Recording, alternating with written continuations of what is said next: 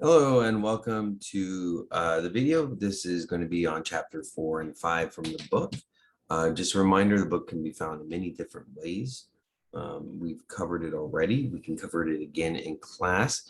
So a reminder of all the different ways, nudge, nudge, wink, wink, or wink, wink, nudge, nudge. I always mix that up. Anyways, let's talk about it in class, all right? I already mentioned before, but I don't want to anyways, so we'll talk about it in class. So chapter 4 and 5 is going more into the beginning of speeches. So let's get started. By the way, if you notice, I use Zoom to record my stuff. It's very accessible, and if you don't have Zoom on your laptops, you can add it and record as well. So when we do speeches, we'll get into that later, but I'm just getting the thoughts in your head. All right. So chapter 4 is about ethics and speech. Ethics and free speech is very important. Ethics, I'm going to give you the official definition. And when I do that, I'm going to officially point down to the book to identify, or maybe I might do this, indicate that I'm getting it from the book. Ethics are the beliefs, values, and moral principles by which people determine what is right or wrong. So these are, you might have heard the word ethics before, but this is in the judgment of communications and public speaking. All right. Free speech. In a country where free speech is protected by law, the right to speak freely must be balanced by responsibility to speak ethically. You notice that term at the end, ethically, right? Free speech does not mean you get to run around and say everything, because you have to be ethical about it. We're going to cover that more. But the reason why we started it off, and their definition a little bit off, because outside of here, I teach political science. And so I actually knew quite a bit about constitutional law and so forth. And I'm going to tell you right now, free speech is not 100% protected, because the classic example of you can't be in a crowded movie theater and yell fire. Because what will happen is everyone freaks out, and if there's no fire, you have just put people's lives at risk for over speech, and that is when speech is not protected, when you threaten somebody or so forth. So I'm going to put a little asterisk on their definition. Free speech is a concept that when you speak ethically, then you have it is protected by laws, which is for the most part that is absolutely correct in this country and other countries as well. All right, it's the idea of being able to speak as long as you're ethical about it. All right, and that's an important statement to say. Ethics. All right, credibility is on there, and I would just want to point out credibility. Look it up, because guess what? It's going to be in multiple chapters. Credibility is probably the most important word term in all this book, because it's used multiple times. So the first one, or believability, refers to the speaker's believability, if you're a credible speaker or not. And of course, again, that's referring to ethics, but credibility will keep popping up as a term. So spoiler alert. All right, now, any class I teach, and I mentioned the First Amendment, I have a thing about that. Need to be political science, communication studies here. If I'm at a high school or even a middle school, I don't care. If I mention and talk about the First Amendment, I want to make sure my students say it right, because right now we have a problem in this country. The First Amendment, when people talk about it, and we're going to go into that right now. So let me give you the official definition. The U.S. Constitution guarantees that Congress shall make no laws abridge the freedom of speech, right? The First Amendment protects people speech from the government. I'll say this again. The First Amendment protects speech from the government. There's too many people right now on the net, and even our politicians sometimes will say, oh, Twitter banned me. That goes against my First Amendment rights. That is absolutely incorrect. Absolutely incorrect. The First Amendment is protection from government.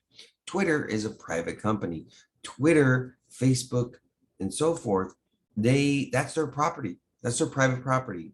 When you're on Twitter or Facebook, that is not public property. I know the public uses it, but the public who signs up to use it, they are signing a contract to use that private company space. The public uses, it's just like if I go to Target, if I go to a shout out to stores that are no longer around, Sears, or anything like that. I am, when I walk into those stores, I have to abide by their rules. No shoes, no shirt, no service. The same thing with Twitter and so forth. Every time someone yells, oh, it's against my First Amendment rights, that is completely wrong. And this will be a test question.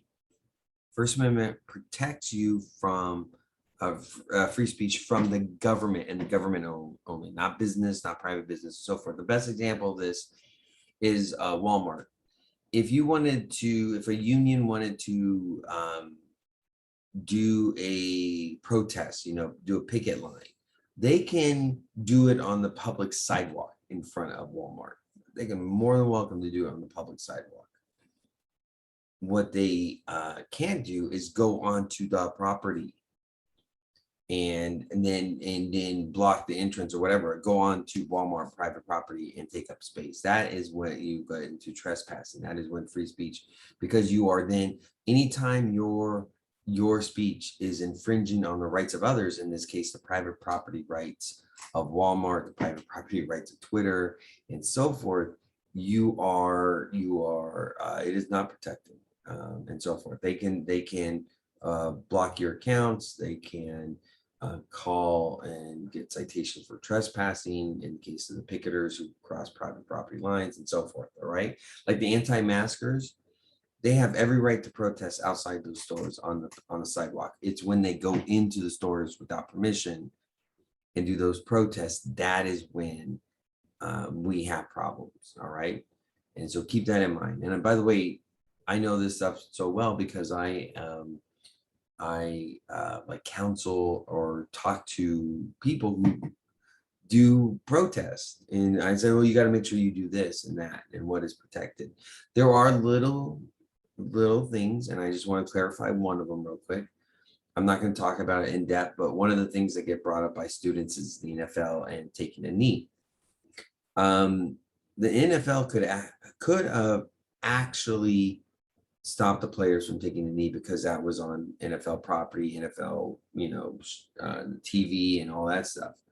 But the reason why the players had First Amendment rights in that case is because once the government politicians started threatening the players, saying that they should get fired or there should be repercussions, then the threat of government came in. All right. So again, the First Amendment is only protection from the government. All right. I know I'm supposed to be talking about it more down the thing, but once I see First Amendment, I don't want my students walking out of my class and going on Twitter and going, I got a 24-hour ban because and by the way, I had a 24-hour ban once because I talked figuratively about punching someone because I was like, oh, that makes me want to, and I said figuratively, but they didn't care. So again, I don't want my students saying something that's completely incorrect. Speech Act is also protected by the First Amendment from government, but Speech Act is more than public speaking.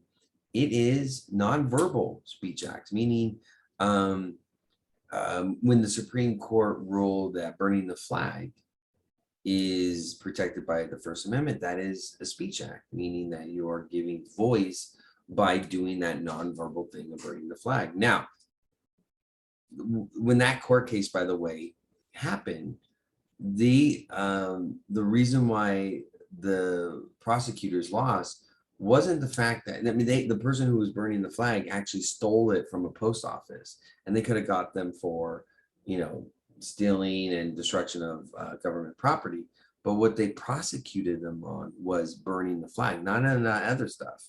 They prosecuted them on burning the flag, and that is a speech act. All right, you might disagree with it or whatever. So anytime like the take the knee, when the take the knee happens on public property, at like protests and marches and so forth, things that are under permit as well. Those are all speech acts, all right? So it just protection from government, all right? Ethical speech, I want to give you the official definition. So that's in the book. It is complicated by the fact, okay, so each person's ethical decisions reflect his or her individual values and beliefs as well as cultural norms. So ethical speech is when you are talking about your values and beliefs, and then also the cultural norms in that setting, so the context and so forth. I think the best example of this is cultural appropriation and cultural appreciation. I'm a big fan of using terms and phrases and from other cultures and so forth because I grew up and so forth around it. It is when it's like appropriation that it becomes unethical. So the cultural norms is appropriate, like for example, appreciation, where we can share each other's cultures and so forth. But it's when you take one for yourself and you pretend or you do it in a condescending way. So there's a televangelist, a religious leader. Every time she speaks in front of a African American audience, she changes her vernacular. She changes the way she talks. And some have said from that community, it's very condescending. That is considered unethical speech. So values and beliefs, but also in the idea of cultural norms. All right. And that's important to talk about because we're going to talk about later with some of these ethics that, for examples. By the way, while I'm talking, if you have questions about any of my explanations, please ask in chat and so forth. All right, or save it for the end of the video. Accommodation is, we talk about accommodation in class and helping students and so forth. But in this case, it's public speaking. Being audience-centered requires you become interested as aware of possible others' feelings, needs, interests, and backgrounds, called accommodation or sensitivity to differences. It's protection. You're going to hear me talk about self-interest all the time. It is in your self-interest to be accommodating to other culture groups. You know, we talk about greater goods and it's the right thing to do, but it's in your self-interest for accommodation because the fact of the matter is you're going to get more people to support your ideas in your public speech if you're accommodating. All right. Plagiarism, we just did a thing on it, but plagiarism is when you take somebody else's material and try to pass it on as yourself. You're going to get caught. It's always the case. We'll talk about it more down the slide, but plagiarism is just that. Patch writing is the most common form of plagiarism, where you are taking bits of it and you're putting it together along your essay or your paper, or maybe even your speech. And last but not least, oral and written citation. In your speeches, your second and third speech, you will need to do written and oral citation. In your outline that you turn in, you're going to have written citation. I want you to write down these letters right now. APA. APA is a citation tool that we do. We're going to go more about it later. But APA is the citation that we use in this class. And most of your college classes are APA. Oral citation is when you acknowledge something in your speech, because we're going to talk about it more later down the slide, but you need to make sure you let your audience know you got this information for something and somebody. All right. It's the ethical thing to do. All right. This is when I ask you to write down, ask questions if you have on the things and so forth, but save it for later and so forth. All right. So let's go over the major themes from chapter 4. I already talked endlessly about the First Amendment. Again, I don't want my students to be one of those folks who say it wrong, and by the way, people with degrees and politicians, they do it wrong on purpose because they know that they're going to get outrage or whatever. So keep that in mind when you read people talking about the First Amendment and acting like experts. You have to ask yourself what they're talking about. Is it about protecting from government, or is there just, are they just using it as an excuse for whatever they're saying? All right. So, for example, COVID misinformation. Facebook Twitter, everybody has every right to block those kinds of things because, again, that's private property. Facebook, um, Twitter, all that stuff, TikTok, that's all private property. So keep that in mind. Freedom versus safety. Now, anytime you see my slides and there's a versus, that means there's a conflict there. And so when we talk about free speech and free speech rights, there are some things that we have to keep in mind. All right. So the classic example is freedom versus safety. It's the idea of the freedom of speech and the safety of others. So we see that the classic example, I already mentioned it, is saying fire in a crowded theater, but sometimes it's other things as well. For example, I know this is dual enrollment or whatever, but on college campuses, there are some restrictions on who can come in and speak on campus because the fact of the matter is it's a campus and students are there to learn. And if a speaker is coming on and threatens the safety of students or the safety of the environment, their right to learn and to be students and so forth, then it becomes that conflict. And so that's why we have campus free speech issues.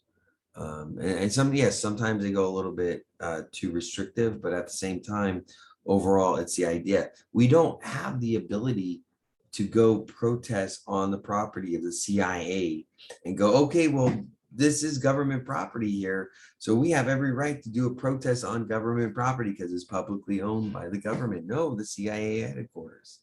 They have secrets there, national secrets. They have stuff that can't get out. So there's obviously restrictions there. And that's because it's a public safety concern for that stuff. Same thing with a lot of law enforcement and so forth. But at the same time, you have every right to protest like law enforcement agencies outside, on the public sidewalk or things like that. And by the way, there has been protests at CIA headquarters and FBI headquarters, but it's again been outside and so forth. Sometimes they'll have designated protest areas, which is, by the way, a great idea. And during the Black Lives Matter March, I kept telling elected officials, you need to work with protesters to have the safest options possible. And that's why some cities had great situations because they are very responsive and worked with protesters to have a great setting. They balance out freedom of speech and public safety. All right. There's another conflict, and that's privacy versus transparency. I'm a big fan of transparency. I think one of the biggest problems in government is that we don't talk enough about stuff. There's a lot of stuff that we don't know, and so forth. I can go a laundry list of things recent and then in history that we need to know about. But at the same time, there's the privacy concerns like national secrets and so national safety, national security, and so forth. But there's other things. And the best way to encapsulate it and to figure this out is actually an example right now. So we're going to do a little interaction right now over in the chat with the scenario. Okay. So we talk about, when people, online and so forth have profiles and are known, is it transparency, who's talking about this stuff versus privacy in the individual. Recently, some famous people have said things that are detrimental or might have a negative impact on our country or our society because these famous people have millions of followers and they said something about COVID. And the example I use is Joe Rogan. Joe Rogan, if you don't know him, is UFC announcer, a comedian. And by the way, he was on one of the greatest sitcoms of all time called News Radio. That I'm actually a fan of his from his television work. But he has millions of followers from his podcast. All right. He's controversial. And not that long ago, he announced that he got COVID. He got COVID. And then he also announced that he took some of those medications that doctors and professionals and experts say don't work or can be hazardous to your health. Now, of course, he's very wealthy. So if he did take those things, he probably had the best doctors and everybody overseeing, unlike the people who are going to the animal store and buying the horse paste and just eating it. Don't do, that's bad. But here's the ethical question for you for public speaking. I'm not saying he is. I'm not putting anything out there. This is hypothetical. What if he's lying? What if he's lying to get attention or get conflict or have something to talk about on his podcast? Because he got COVID, he recovered very quickly, and then he said he used a bunch of controversial things to do that. What if he's lying? What if he's lying? Now, the reason why I bring this up is because there are laws that protect patients' rights from privacy. But here is the question for you. There's a doctor that knows the truth. So if he got COVID, if he said he got COVID, but actually didn't get COVID, never got treated, his doctor would probably know he never got COVID. Or if he got COVID and he took the right treatment and he didn't use the other stuff, there's a doctor who probably knows that as well. Or what if he already had the vaccine and he's just saying it? There's somebody who gave him the vaccine. His lies could have, if he was lying, could have negative impact on thousands, if not millions of lives. What do you think? If he was lying, should his privacy rights be waived for the negative impact, or should his privacy rights be maintained?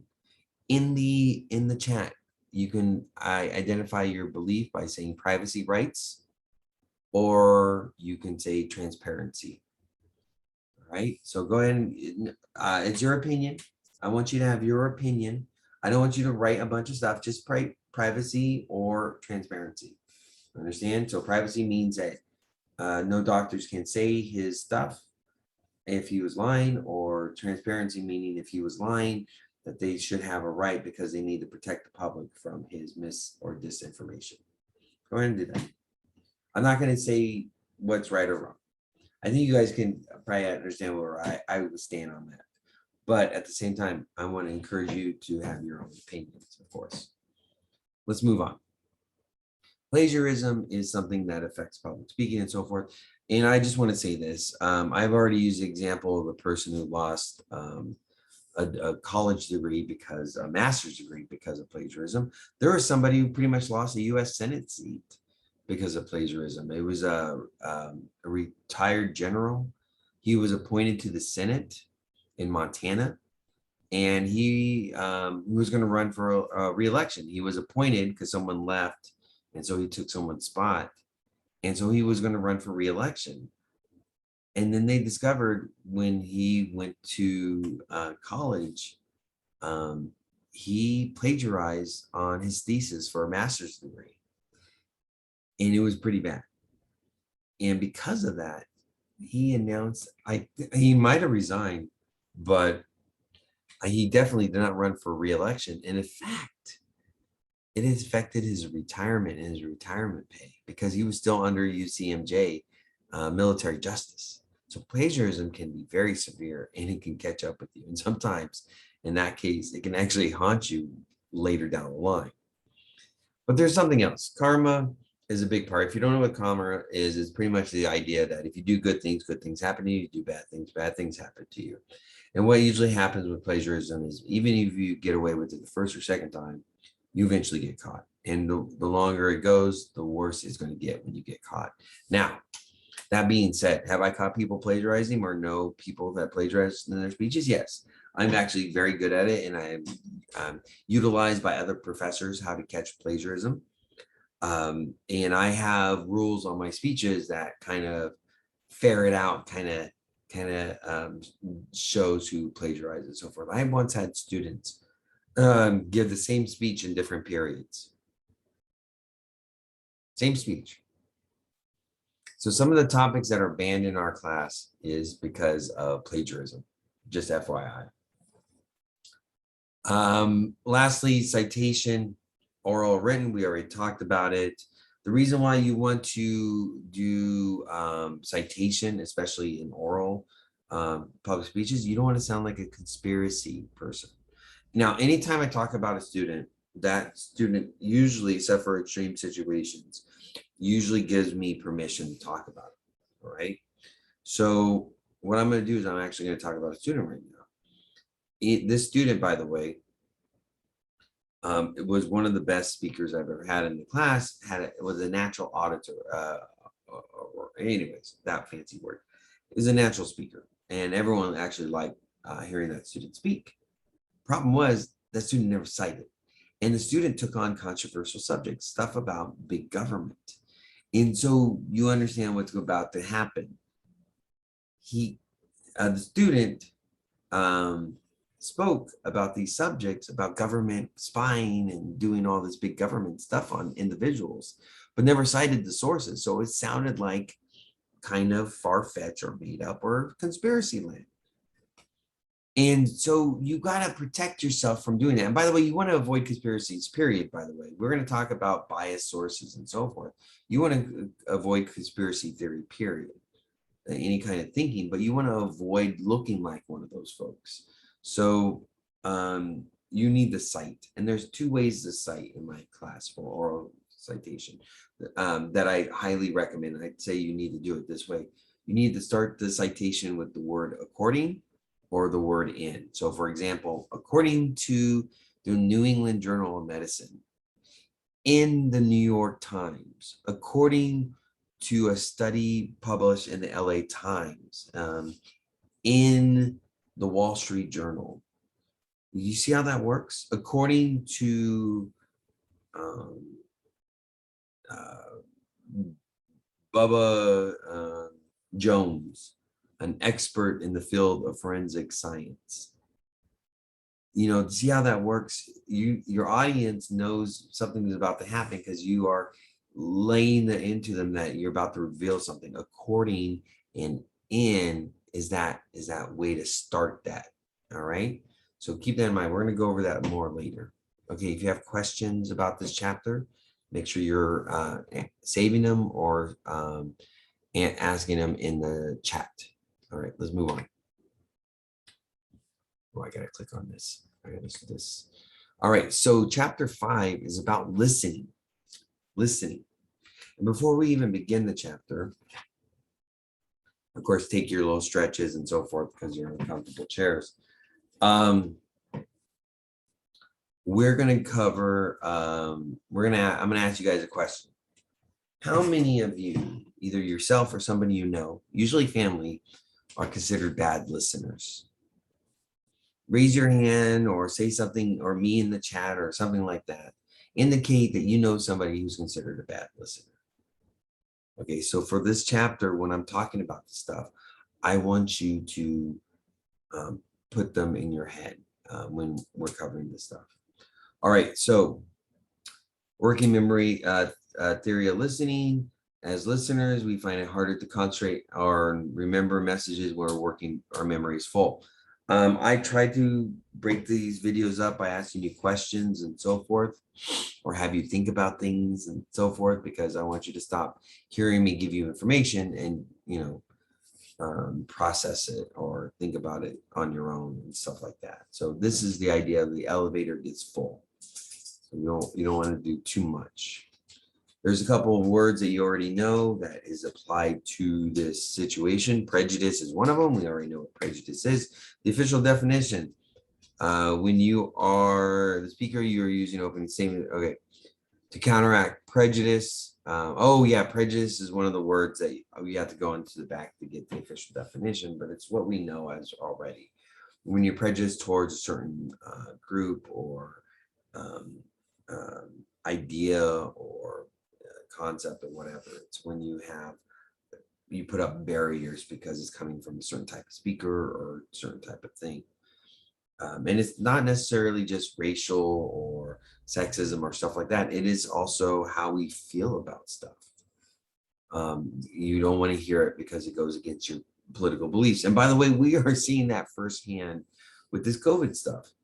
At the beginning of the pandemic, there were folks who wanted a certain political way to happen. And so they latched on to things like anti-mask and anti-science and stuff like that, kind of put the seeds into the ground.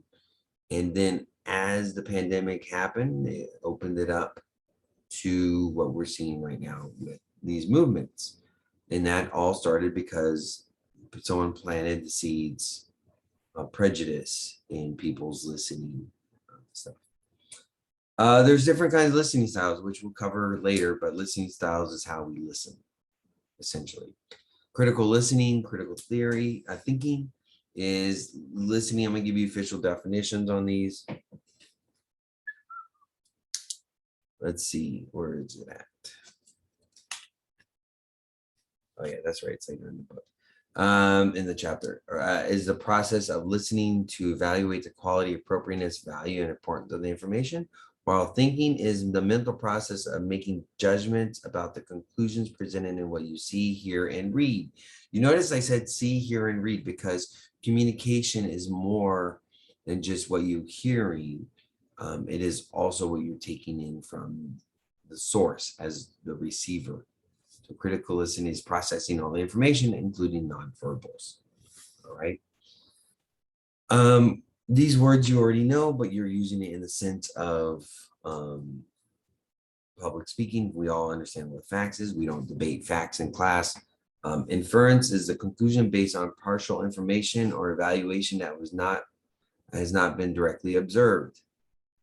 If you ever have me as a visiting teacher, a sub for a history class, you will hear me talk a lot about how history is a major factor behind it is the issue of wealth and accumulation of wealth in our history. And maybe it's not directly in the history books, but you will find that it's an overall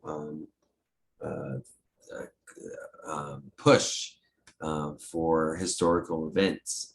And I infer that because of all the readings and all the interpretations that have been presented on historical events. So inference. Evidence, we all know. Facts is something that is already established and you can't debate it. It's fact. Evidence is usually like the stuff that you provide to make it a fact. All right. And we also talk about evidence in the sense of facts, examples, opinions, and statistics as a speaker support a conclusion. So what you're trying to support. Facts is something that's information proven true. It's been proven. Evidence is when you're trying to reach a conclusion. By the way, you can use small facts as evidence to get to a larger conclusion. Do you understand that idea? I'm going to take this event that happened over here to prove a larger thing in my conclusion. So that facts can be evidence if it's reaching a larger idea. Examples, if you're trying to explain a concept or something and you use it to kind of give how this occurred, like historical events, or we go hypotheticals, which we'll learn later. Opinion is most of the time experts, but it can also be witnesses that come up and said what they observed and so forth. But experts are usually what we talk about when it comes like to credible source and so forth, their opinion on the issues. I'm considered an expert on certain things because of my background in education, but also in my work.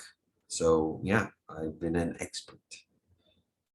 Statistics, numbers, number crunching. We all know what that is. Any sports fans out there? Sports fans, give me a stat. Give me a stat in the chat that you think is impressive. All right.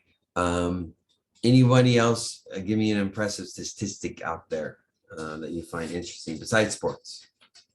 Go in the chat. I'm going to pretend I'm reading them right now.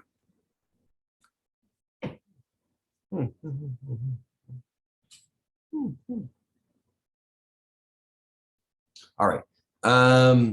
And then rhetorical criticism. I'm going to give you the official definition of it. It's the process of using a method or standard to evaluate the effectiveness and appropriateness of messages. It's when rhetoric is what we used to call communication studies before it became communication studies. Public speaking used to be called rhetoric. And so it is, the rhetoric is what comes out of your mouth, what comes out of your messaging and so forth. And the criticism is what you're hearing and how you process it. Now, remember I told you earlier about your friends or families, or maybe yourself, that you have what we call listening barriers. Think about those folks. Think about those folks right now.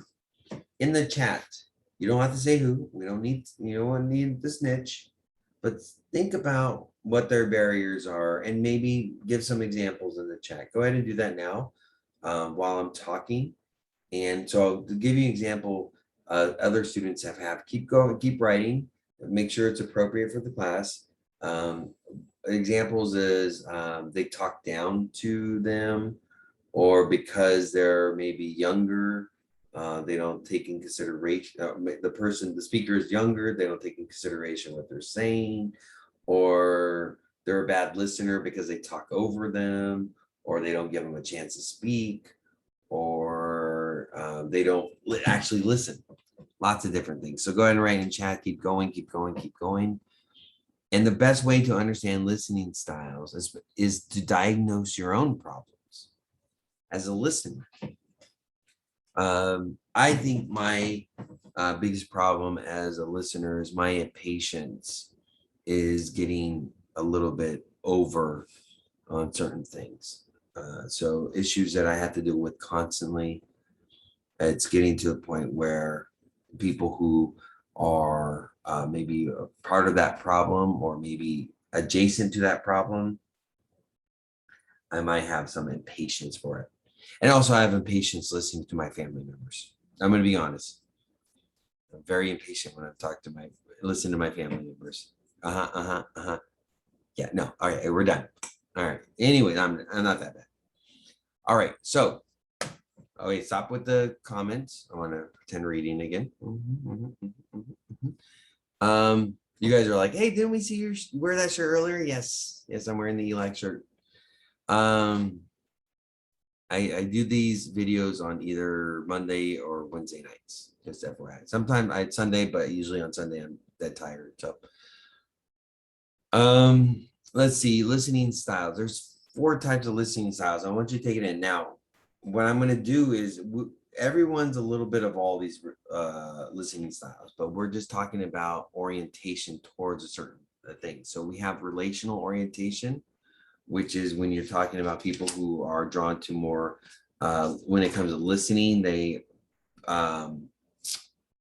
become more active or listen more when they're comfortable as listeners, when they express feelings and emotions.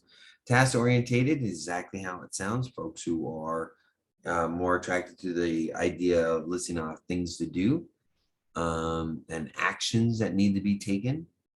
Analytical is when you take in all information, complex information laced with fact, you like to do that. You take it all in. Critical is the same thing as analytical, except when you take in the information, you're critical towards it. Now,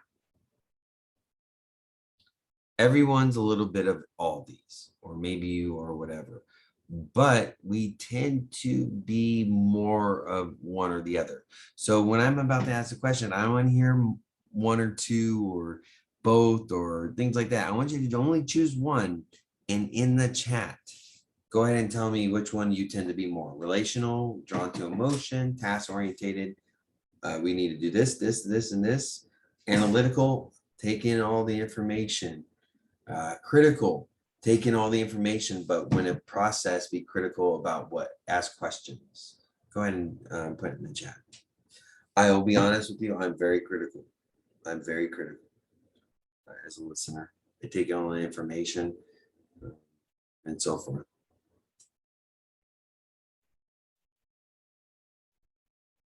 We're good, we're good. All right, good, good, good. And finally, the last part of this chapter, analyze and evaluate speeches. One of the best ways for you to develop as a speaker is to hear other speakers in the class. So we're going to work on the evaluation, how we're going to do evaluation. You are required to listen to other speakers. So what you need to do is when that happens, there's going to be an evaluation form for all 3 speeches, and you just are going to evaluate one of your fellow speakers, only one. And the best way to understand. So even if it's not listening to speakers, if you find speeches online, you just listen to them and see how they develop as speakers as well. All right. Any questions and so forth, you know what to do in the chat or wait for that. We're going to do Q&A now. And thank you for listening. And we're good.